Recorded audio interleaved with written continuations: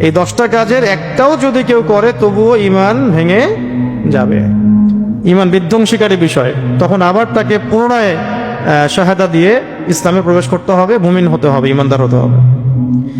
জানার দরকার নাই, খুবই গুরুত্বপূর্ণ। তো আমি শুধু আজকে পয়েন্টগুলো বলবো, ইনশাল্লাহ এরপরে কখনো বিস্তারিত কথা হবে ইনশাল্লাহ। তো লিখে নেন, এটাও লিখেও নিতে পারেন, কোনো অসুবিধা কিছু নাই। ঈমান বিধ্বংসী কয়টা বিষয়?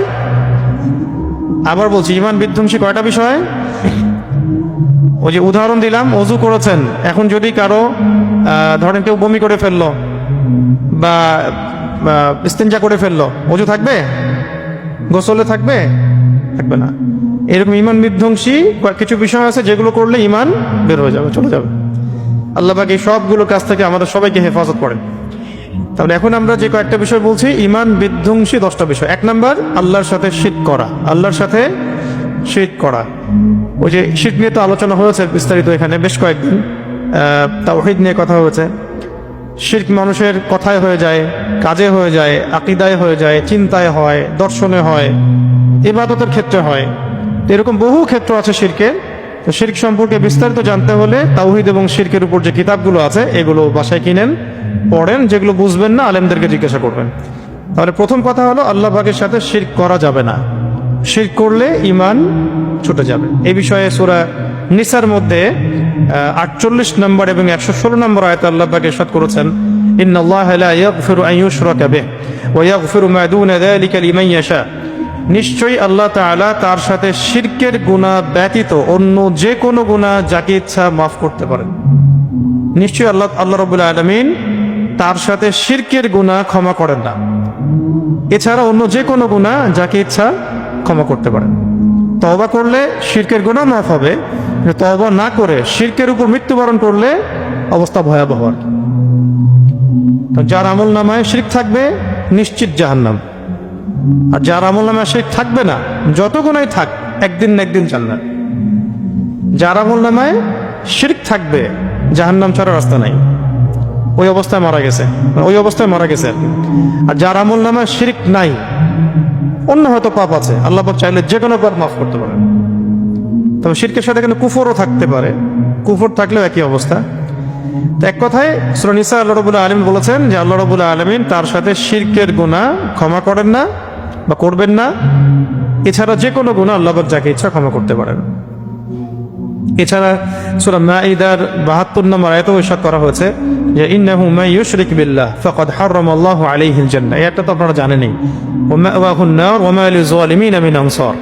যে নিশ্চয়ই আল্লাহ রাব্বুল আলামিন বলছেন যে নিশ্চয়ই যে ব্যক্তি শিরক করে, নিশ্চয়ই যে ব্যক্তি শিরকে লিপ্ত হয়, আল্লাহ পাক তার জন্য জান্নাত হারাম করে দেন। নিশ্চয়ই যে ব্যক্তি শিরকে লিপ্ত হয়, আল্লাহ পাক তার জন্য জান্নাতকে হারাম করে দেন এবং তার বসবাস করার স্থান হবে জাহান্নাম বা আগুন। ওয়া মা লিযালিমিনা মিন আনসার, এবং জালেমদের কোনো সাহায্যকারী নেই। তো এই শিরকের অনেক প্রকারভেদ আছে, এগুলো নিয়ে ইনশাআল্লাহ পরে কখনো বিস্তারিত কথা বলবো। এর আগেও বলা হয়েছে। তো মনে রাখবেন, মানুষের কথায় শিরক হয়ে যায়, কাজে শিরক হয়ে যায়, চিন্তায় শিরক হয়, আকীদায় শিরক হয়, ইবাদতের মধ্যে শিরক হয়। এছাড়াও গোপন শিরক বা রিয়া, খফি, শিরকুল খফি, এগুলো শিরকের অন্তর্ভুক্ত।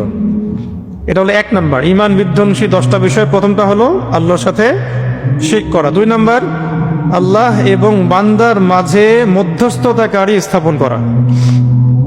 আল্লাহ এবং বান্দার মাঝে মধ্যস্থতাকারী স্থাপন করা। আবার বলছি যে আল্লাহ এবং তার বান্দার মাঝে ওই যে তৃতীয় কোনো পক্ষকে দাঁড় করানো। যেমন আবু জেহেলদের যুগে চলে যান, আবু জেহেলরা বলতো কি, আবু জেহেল, আবু লাহাব, উতবা, শায়বা, তারা বলতো যে মা না'বুদুহুম ইল্লা লিয়ুকাররিবুনা ইলাল্লাহি যুলফা। তাদেরকে প্রশ্ন করা হতো যে তোমরা লাত, উজ্জা, হবল, মানাত এগুলো মূর্তির পূজা কেন করো? তারা বলতো যে মা না'বুদুহুম ইল্লা লিয়ুকাররিবুনা ইলাল্লাহি যুলফা। আমরা তো শুধু এই জন্যই তাদের ইবাদত করি যে এই মূর্তিগুলো আমাদেরকে আল্লাহর কাছে পৌঁছায় দিবে, মানে এই মূর্তিগুলো আমাদেরকে আল্লাহ পর্যন্ত পৌঁছায় দিবে। এই যে মধ্যস্থতাকারী স্থাপন করা, এখনো বাংলাদেশের প্রেক্ষাপটে বহু কবর পূজারী, মাজার পূজারী এইভাবেই এই আকীদাই পোষণ করে না। একটা তো হলো শহীদরা সুপারিশ করবেন, আল্লাহর ওলিগণ সুপারিশ করবেন, নবীগণ সুপারিশ করবেন, মুহাম্মদ সাল্লাল্লাহু আলাইহি ওয়াসাল্লাম সুপারিশ করবেন। এইটা তো আল্লাহ রাব্বুল আলামিনের দেয়া ইখতিয়ারে করবেন। আর কেউ যদি আকীদা পোষণ করে যে কবরশায়িত ব্যক্তি আমাকে সন্তান দিতে পারে, আমার ভালো মন্দের মালিক, আমার কথা শুনে আমি দোয়া করলে আমার কথায় জবাব দিবে, তো মুশরিক। এই শিরকি আকীদা আর আবু জাহেলের আকীদার মধ্যে কোনো পার্থক্য নেই। বুঝতে পারছি যে আল্লাহ এবং বান্দার মাঝখানে কোনো মধ্যস্থতাকারী রাখা যাবে না। শুধু আল্লাহ এবং বান্দার মাঝখানে আছে নবী সাল্লাল্লাহু আলাইহি ওয়াসাল্লাম এবং তার আদর্শ। এর মধ্য দিয়ে আল্লাহকে পাইতে হবে। সাহাবায়ে কেরামের আদর্শ, তাদের মধ্য দিয়ে আল্লাহকে পেতে হবে। এই হলো বিষয়। এবং আমাদের আকাবির আসলাফদের মানহাজ, এগুলো আমরা ফলো করব। 3 নম্বর হচ্ছে যারা মুশরিক বা কাফেরদেরকে কাফের মনে করে না, যারা মুশরিক বা কাফেরদেরকে কাফের মনে করে না বা তাদের কুফরিতে সন্দেহ পোষণ করে, তারাও ঈমান থেকে বের হয়ে যাবে। ধরেন কোন একজন ব্যক্তি, মুসলমান নামধারী একজন ব্যক্তি যদি মনে করে যে কাদিয়ানীরা আসলে কাফের না, নাউজুবিল্লাহ, এরকম যদি মনে করে তাহলে সেও কাফের, সে ঈমান থেকে চলে গেছে। যদি বলে না আসলে সনাতন ধর্মটা কুফরি না, খ্রিস্টান ধর্ম ওটা কুফরি না, ইহুদি ধর্ম ওটা কুফরি না, মানে ওর কাছে এগুলো ভালো লাগে, তাহলে বুঝেন সেকুলারিজমের মধ্যে থাকার মধ্যে কি বিপদ, কোথায় ঈমান চলে যাচ্ছে বুঝতেই পারছে না। সকালে ঈমানদার আছে, বিকেলে হয়তো কাফের হয়ে গেছে, বিকেলে ঈমানদার ছিল, সকাল হতে হতে কাফের হয়ে গেছে। কেউ যদি মনে করে যে কাফের মুশরিকরা কাফের না, সন্দেহ পোষণ করে যে আসলেই কি তারা কাফের নাকি কাফের না। কেউ যদি মনে করে ইহুদি ধর্মও সঠিক, খ্রিস্টান ধর্মও সঠিক, ওই কথিত সনাতন ধর্মও সঠিক, হ্যাঁ, কমিউনিজমও সঠিক, বা জৈন ধর্মও সঠিক, বৌদ্ধ ধর্মও সঠিক ইত্যাদি, আর ইসলামও সঠিক, এরকমও যদি মনে করে, কাফের, ঈমান থেকে বের হয়ে গেল। কেউ যদি এক কথায় কাফিরকে কাফির মনে না করে, মুশরিককে মুশরিক মনে না করে এবং এতে কোনো সন্দেহ পোষণ করে, তাহলে সেও কাফের হয়ে যাবে। 3 নম্বর বিষয়। 4 নম্বরে আসেন। কি এখন কঠিন লাগতেছে না ইসলাম? হ্যাঁ, এইভাবেই কঠোরভাবে ইসলাম পালন করতে হবে, এর নামই হচ্ছে ইসলাম। ঠিক আছে? 4 নম্বর, আসলে কঠিন তো না, আমাদের সমাজে এটাকে এইভাবেই নর্মালাইজ করা হয়েছে আর কি। এই কারণে আমাদের কাছে মনে হয় যে আমরা কি একটু বেশি কঠোর কথা বলতেছে কিনা। আসলে এটাই হচ্ছে ইসলাম। ইন্না দীনা ইনদাল্লাহিল ইসলাম, এইটাই ইসলাম। ইসলাম এমন না যে মানে আবর্জনার সাথে মিশে সেও একটা অস্তিত্ব রাখে, এমন কিছু না। ইসলাম সবসময় আলো থেকে অন্ধকার আলাদা করে ফেলে, বা মানে অন্ধকার থেকে আলো আলাদা করে ফেলে, নাপাকি থেকে পাক আলাদা করে ফেলে। জগা খিচুড়ির কোনো জায়গা নাই ইসলামের মধ্যে। ঠিক আছে? 4 নম্বর হলো, আচ্ছা 3টা বলছি না, হ্যাঁ নাকি 4টা বলছি? 3টা। 1 নম্বর হচ্ছে আল্লাহ পাকের সাথে শিরক করলে ঈমান ভেঙে যাবে। 2 নম্বর, আল্লাহ এবং বান্দার মাঝখানে মধ্যস্থতাকারী স্থাপন করলে ঈমান ভেঙে যাবে। এবং 3 নম্বর হচ্ছে যারা কাফের বা মুশরিকদেরকে কাফের মনে করে না, তারাও কি কাফের। 4 নম্বর, এটা আরো কঠিন। এবার তো বলবেন যে বাংলাদেশে মুমিন আছে কয়জন? 4 নম্বর হচ্ছে যারা বিশ্বাস করে যে অন্যের হেদায়াত বা অন্যের দেখানো পথ নবী সাল্লাল্লাহু আলাইহি ওয়াসাল্লামের পথের চাইতেও উত্তম, এবং যারা মনে করে যে আল্লাহ এবং তার রাসূলের বিচার বা হুকুম, আল্লাহ এবং তার রাসূলের বিচার বা হুকুম অপেক্ষা তাদের বিচার বা হুকুম উত্তম, তাহলে তারা কাফের হয়ে যাবে, ঈমান থেকে বের হয়ে যাবে। কে এরকম লোক নাই? যারা মনে করে যে আল্লাহ এবং তার রাসূলের যে হেদায়েত, এর চাইতে তাদের দেখানো পথ উত্তম, এরকম মানুষ নাই? সাংস্কৃতিক অঙ্গনে যান, শিক্ষা অঙ্গনে যান, রাজনীতির মধ্যে যান, অর্থনীতির মধ্যে যান, হ্যাঁ, আরো যে ফিলোসফিক্যাল থটস যেগুলো বাংলাদেশে আছে ওগুলোর মধ্যে যান, দেখেন তাদের আকীদা, দর্শন, কথাবার্তার ধরনগুলো দেখেন। ঠিক আছে? কিন্তু আমি একটা বিষয় আশ্চর্য হই যে এত স্পষ্ট কুফরি করার পরও তাদেরকে কাফের বলতে মিম্বরগুলো থেকে খুব ভয় আসে কেন জানেন? মিম্বরের যারা আমানত রক্ষা করেন তারা কেন জানি বলতে চান না যে আসলে এটা কুফরি, বা দিন শেষে তাদের সাথেই ধন্না দেন, তাদের সাথেই লিয়াজু করেন, নাতাত করেন। এই জিনিসটা আমার বুঝে আসে না। আসলে আপনাদের বুঝে আসলে আমাকে বুঝায়েন, সমস্যা নেই। এখানে স্পষ্ট কথা, কেউ যদি আল্লাহ এবং তার রাসূলের বিধানের চাইতে বা দেখানো পথের চাইতে, হেদায়েতের চাইতে নিজেদের দর্শনটাকে বা নিজেদের দেখানো পথকে বেটার মনে করে, শ্রেষ্ঠ মনে করে, তাহলে সেটা ইমান বিধ্বংসী বিষয় বের হয়ে যাবে ইসলাম থেকে। আচ্ছা, যেমন এখানে এক্সাম্পল হিসেবে বলা হয়েছে যে ওই সমস্ত লোক, যেমন উদাহরণস্বরূপ ওই সমস্ত লোক যারা তাগুতের মানে আল্লাহ দ্রোহী শক্তির বিধানকে রাসূলুল্লাহ সাল্লাল্লাহু আলাইহি ওয়াসাল্লামের বিধানের উপর প্রাধান্য দেয়, এক্সাম্পল দিয়ে দেওয়া হয়েছে। ওই সমস্ত লোকেরাও এর অন্তর্ভুক্ত যারা মানব রচিত বিধান বা মতবাদকে ইসলামী বিধানের উপর প্রাধান্য দেয়। এখন যত সেকুলার রাষ্ট্র আছে, ডেমোক্রেটিক রাষ্ট্র আছে, কমিউনিস্ট রাষ্ট্র বা ন্যাশনালিজমে যারা বিশ্বাসী, তাদের আইন কানুন বিচার সংবিধান এগুলো কি প্রমাণ করে? এই যে কঠিন হয়ে গেল এখন, তারাও তো দায় ডুবি নিয়ে ঘোরাফেরা করে। কেউ কেউ ওই সিস্টেমের মধ্যে ঢুকিয়ে আবার ইসলামও কায়েম করার চেষ্টা করতেছেন, মাশাআল্লাহ। তাহলে মুশকিল। আল্লাহ আমাদেরকে সঠিক বুঝ দান করেন। যতদিন ধরে আমরা এই চেষ্টাটা করছি তার চেয়ে আমার মনে হয় যে অর্ধেক সময় যদি আমরা হকার বাতিল স্পষ্ট করতাম, তাহলে জেনারেশন তৈরি হতো যারা নিজেরাই বলতো যে আমরা এসব বাতিলপন্থী কোনো কিছু চাই না। আমরা প্রায় 50 বছর নষ্ট করেছি, প্রায় 50 বছর।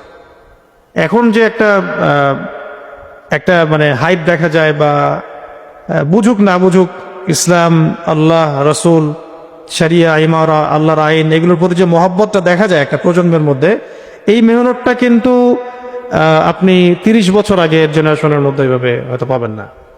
এটা খুব ভেরি রিসেন্ট এটা দেখা যাচ্ছে মাশাআল্লাহ, যে বাংলাদেশের মাটিতে একটা জেনারেশন এরকম কথা বলছে বা আকীদা পোষণ করছে। তাহলে যদি আমরা 50 বছর থেকে ট্রাই করতাম তাহলে আরো বেটার হইতো নিশ্চয়ই। তা ঠিক আছে, এখন থেকে আমাদের কাজ হচ্ছে আরো 20 বছর চেষ্টা করা। চল 5 নম্বর শোনেন। 5 নম্বর হচ্ছে যে ব্যক্তি, এবার তো মুশকিল, আরো কঠিন, যে ব্যক্তি রাসূলুল্লাহ সাল্লাল্লাহু আলাইহি ওয়াসাল্লাম যা নিয়ে এসেছেন, যে ব্যক্তি রাসূল সাল্লাল্লাহু আলাইহি ওয়াসাল্লাম যা নিয়ে এসেছেন মানে দ্বীন ইসলাম, কুরআন, সুন্নাহ, এই তো যা নিয়ে এসেছেন সে অনুযায়ী আমল করে, সে অনুযায়ী আমলও করে, কিন্তু এই দ্বীনের কোনো বিষয়ের উপরে ক্রোধ রাখে বা বিদ্বেষ রাখে বা অবজ্ঞা পোষণ করে, সেও কাফের। মানে কঠিন বিষয়, মানে আপনি আল্লাহ এবং তার রাসূলের পক্ষ থেকে যা এসেছে মানে দ্বীন ইসলাম, কোরআন এবং সুন্নাহ, এর উপরে ধরেন আমলও করছেন কেউ একজন, কিন্তু ইসলামী কোনো বিধানের উপরে সে হিংসা তো না, বিদ্বেষ পোষণ করে, তাচ্ছিল্য করে অথবা এটাকে অবজ্ঞা করে, সেও কাফের। আপনি 5 ওয়াক্ত নামাজ পড়ছেন, দিনের অনেক বেসিক ফান্ডামেন্টাল পালন করছেন, কিন্তু বলছেন না পর্দার বিধান এই যুগে চলে নাকি, বাস ইসলামী আইন এই যুগে চলে নাকি, কাফের হয়ে গেল। বুঝতে পারতেছে? সে নিজে কিন্তু পালন করে, নামাজও পড়ে, রোজাও রাখে, হজও করে, মাঝে জাকাতও দেয়, কিন্তু ইসলামের কোনো বিধানের উপরে সে কি করে, বিদ্বেষ পোষণ করে অথবা তাচ্ছিল্য করে, অবজ্ঞা করে, কাফের হয়ে যাবে। এইটা এই ফিল্টারে এখন থাকেন, এই ফিল্টারে এখন থাকতে থাকেন চারপাশে, দেখেন কি হয়। এখানে মূলনীতি বলা হয়, বাকিগুলো আপনারাই আপনাদের ইন্টেলেকচুয়াল জায়গা থেকে বের করবেন। 6 নম্বর আছে, 6 নম্বরটাও শুনেন, এটা আরো মুশকিল। যে ব্যক্তি রাসূল সাল্লাল্লাহু আলাইহি ওয়াসাল্লামের দ্বীনের কোনো অংশ নিয়ে ঠাট্টা বিদ্রুপ করবে, সেও কাফের। দ্বীনের কোনো অংশ নিয়ে কেউ যদি একটু ঠাট্টা বিদ্রুপ করে, সেও কে, কাফের। দাড়ি রাখছে, এর বললো উদাহরণ আপনার, হুজুর হয়েছিস বেটা, দাড়ি রাখছিস, কি কাকে টিটকারি করলো, দাড়িকে, বাস ইমান হারা হয়ে গেল, ইমান হারা হয়ে গেল। টুপি পরে ঘুরে বেড়াইস, মুশকিল। ইসলামী পোশাক পরছিস, হ্যাঁ, এগুলা পোশাক পরলে মানুষ তো পিছায় যায়, বিশ্ব আগায় যাচ্ছে, তুই পিছায় যাচ্ছিস। হ্যাঁ, নতুন নতুন হুজুরগিরি দেখাচ্ছিস। হ্যাঁ, ইমান বিধ্বংসী কথা এগুলা, ইমান বিধ্বংসী কথা। আল্লাহ পাক কি বলেছেন শুনেন, একটা আয়াত আছে, এই যে কুল আবিল্লাহি ওয়া আয়াতিহি ওয়া রাসূলিহি কুনতুম তাস্তাহজিউন, আপনি বলুন হে নবী মুহাম্মদ সাল্লাল্লাহু আলাইহি ওয়াসাল্লাম, তোমরা কি আল্লাহর সাথে বা আল্লাহ পাকের হুকুম আহকামের সাথে এবং রাসূলের সাথে ঠাট্টা বিদ্রুপ করছো? লা তা'তাযিরু, তোমরা ওজোর পেশ করিও না, তোমরা কোনো ওজোর পেশ করিও না। কদ কাফারতুম বা'দা ঈমানিকুম, তোমরা ঈমান আনার পরে এই ঠাট্টা বিদ্রুপের মধ্য দিয়ে কুফরি করেছো, আল্লাহ পাক বলছে। আর কিছু লাগবে দলিল? এটা সূরাতুল তাওবার মধ্যে আসছে 65-66 নম্বর আয়াতে। কুল আবিল্লাহি ওয়া আয়াতিহি ওয়া রাসূলিহি কুনতুম তাস্তাহজিউন, বলো তোমরা কি আল্লাহ এবং তার রাসূল বা আল্লাহর আয়াত সম্পর্কে ঠাট্টা বিদ্রুপ করতেছো? লা তা'তাযিরু, ওজর দেখাও না, এক্সকিউজ দেখাও না যে ভুল হয়ে গেছে এই কারণে করছো এই কারণে। কদ কাফারতুম বা'দা ঈমানিকুম, তোমরা ঈমান আনার পরে আবার কুফরি করেছো। তসলিমা নাসরিন টাইপের মহিলাদের কি হবে? এরা যারা শাহবাগী তাদের কি হবে? বামদের কি হবে? প্রগতিশীলতার নামে যারা যারা ইসলাম বিদ্বেষী তৎপরতা কি হবে? প্রথম আলোর কি হবে? পত্রিকার কি হবে? লিখনের কলামগুলোর কি হবে? কার্টুন যারা রাখতেছে ব্যঙ্গ বিদ্রুপ কি হবে? সাতেনদের কি হবে? আপনাদের এখনো মনে হয় যে আপনারা একদম ইসলামী রাষ্ট্রে বাস করেন বাংলাদেশে? আপনারা এখন যুদ্ধক্ষেত্রে আছে, বুঝতে পারেন না জিনিসটা। ফেসবুকে ঘুরেন তো বেশি, মনে হয় যে খেলাফত তো কায়েম হয়ে গেছে ফেসবুকে। ফেসবুকে তো অনেক খেলাফত তো ফেসবুকে কায়েম হয়ে গেছে, খালি আইনটা বাস্তবায়ন করা বাকি, এরকম মনে হয়। বাস্তবতায় আসেন মাঠে ময়দানে, দেখবেন যে বহু দূর, এখনো বহু দূর। পুরো সিস্টেমটা ইসলাম বিদ্বেষী, পুরো সিস্টেমটা ইসলাম বিদ্বেষী। এখানে আপনারা গোরাবা, আমরা গোরাবা। গোরাবা মানে কি? অপরিচিত। আপনি পরিপূর্ণরূপে ইসলাম পালন করতে যান, আপনি সমাজে গোরাবা হয়ে যাবেন। কিন্তু এগুলি ইসলাম। এভাবে যদি কেউ জীবন করতে পারে, ঈমান নিয়ে মরতে পারবে। ঈমান নিয়ে মৃত্যুবরণ করাটাই সবচেয়ে বড় কথা। ঈমান নিয়ে মৃত্যুবরণ করাটাই সবচেয়ে বড় কথা, এবং কিয়ামতের মাঠে সফল হওয়াটাই সবচেয়ে বড় কথা। দুনিয়ায় কি হয়ে যায় যাক, এটা মাছির পাখার পরিমাণও মূল্য নেই আল্লাহ পাকের কাছে। একটা মাছির পাখার পরিমাণ মূল্য আল্লাহ পাকের কাছে নাই এই দুনিয়া। আর আমরা দুনিয়াতে সাবিত করতে চাই, দুনিয়াতে বড় হইতে চাই, দুনিয়াতে সবার চোখে মানে আল্লাহর ওলি হয়ে থাকতে চাই। আল্লাহ পাকের কাছে আমার অবস্থান কি, সেটাই সবচেয়ে বড় কথা। এবং পরিপূর্ণ ঈমান নিয়ে আমরা পরকালের যাত্রা করতে পারতেছি কিনা, এটাই সবচেয়ে বড় কথা। আল্লাহ পাক আমাদের তৌফিক দান করেন। তাহলে ইসলামের কোনো বিষয় নিয়ে কেউ যদি ঠাট্টা বিদ্রুপ করে, কি হবে? ঈমান থেকে বের হয়ে যাবে। 7 নাম্বার জাদু করা। 7 নাম্বার কি? জাদু করা। কেউ যদি জাদু করে, জাদুবিদ্যার চর্চা করে, হ্যাঁ, যে কোনো কারণেই করুক, স্বামী স্ত্রীর মধ্যে মিল মহব্বত সৃষ্টি করার জন্যও কেউ যদি জাদু করে, এই জাদু হারাম, কুফরি, কবিরা গুনাহ। আর বাকি অন্য উদ্দেশ্যে করলে তো শেষ। তো এটা সূরাতুল বাকারায় 102-3 নম্বর আয়াতের দিকে বিস্তারিত ওই বড় একটা আয়াত আছে, ওয়াত্তাবিউ মা তাতলু শায়াতিনু আলা মুলকি সুলাইমান, একদম পুরো একটা পড়বেন, এখানে পুরো ডিটেলস দেওয়া আছে আর কি। তো জাদুবিদ্যা নিয়ে এখানে একটা তালিমে আমি ধরে ধরে সব বলে দিয়েছিলাম যে চিকিৎসার জন্য কি করতে হবে, জাদু কি, কেন। ওই ক্লিপটা হয়তো আছে, আপনারা দেখে নিন। আজকে আর ডিটেলস বলছি না, এতটুকু বলছি, জাদু যারা প্র্যাকটিস করে, চর্চা করে, উমর রাদিয়াল্লাহু আনহুর যুগে তাদেরকে হত্যা করা হতো। এটা হচ্ছে একটা মৃত্যুদণ্ডের সমপরিমাণ শাস্তি আর কি। এটা এখন ঘরে ঘরে বলবো না, কিন্তু এলাকায় এলাকায় ঠিকই চলছে না? পোস্টারিং করে, অনলাইনে অ্যাড দিয়ে তান্ত্রিক কবিরাজ এগুলো জাদু করতেছে।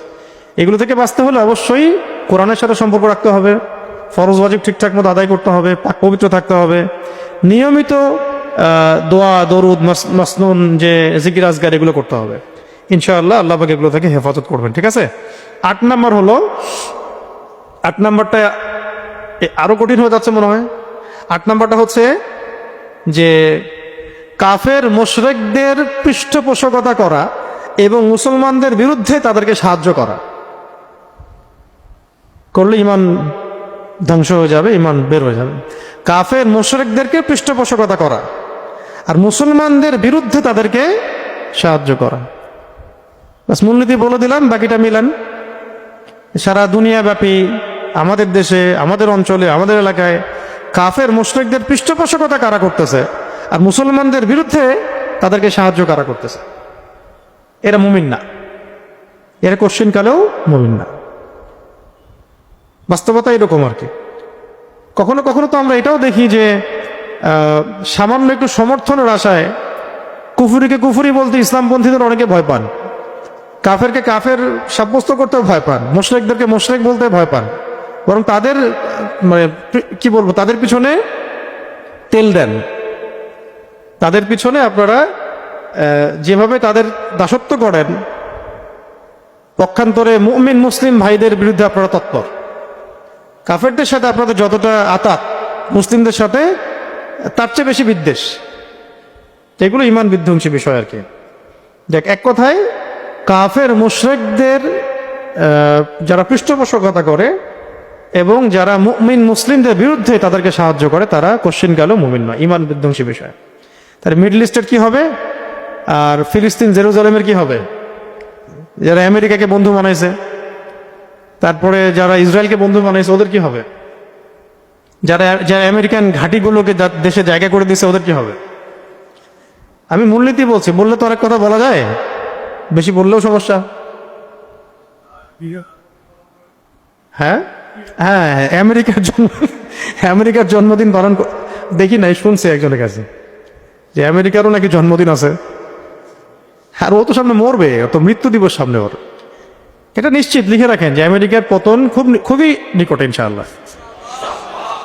কিন্তু ওর পতনের পরে আবার আরেক বড় জালেম আত্মপ্রকাশ করতে যাচ্ছে আর কি। ওটা শেষবারের মতো, এটা লাস্ট টাইম।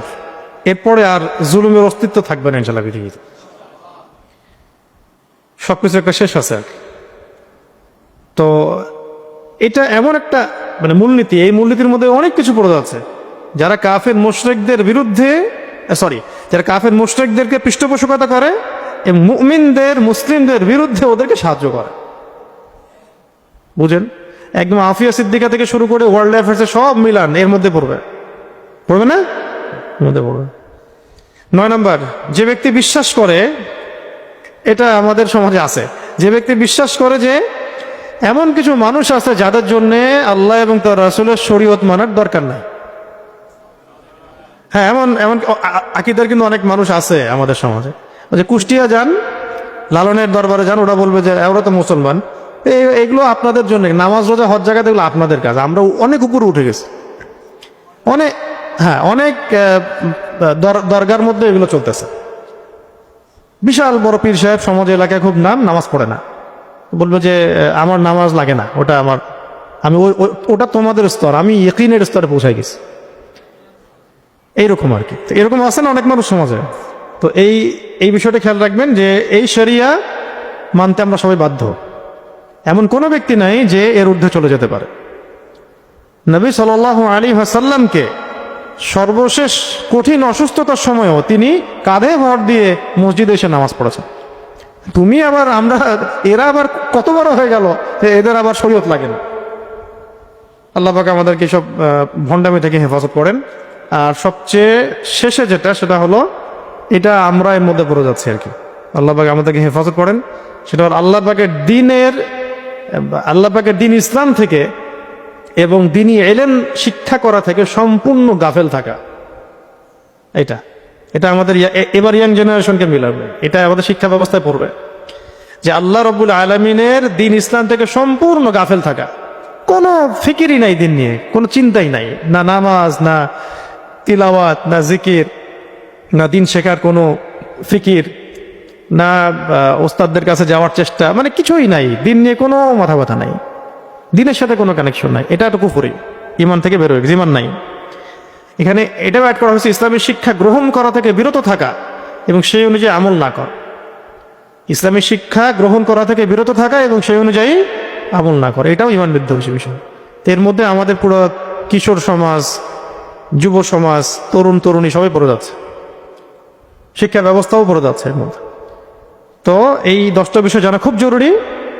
তো এই 10টা বিষয়ে যদি কারোর মধ্যে থাকে বা 10টার একটাও থাকে, তাহলে অবশ্যই খাস বা খালেস তওবা করে বের হয়ে আসতে হবে এবং এই 10টা বিষয় থেকে মুক্ত একটা জীবন গড়তে হবে। এটাই হচ্ছে আমাদের এই দুনিয়ার জীবনের চ্যালেঞ্জ। তো আজকে আমরা খুব অল্প সময়ের মধ্যে কি জানলাম? ইমান বিধ্বংসী কয়টা বিষয়?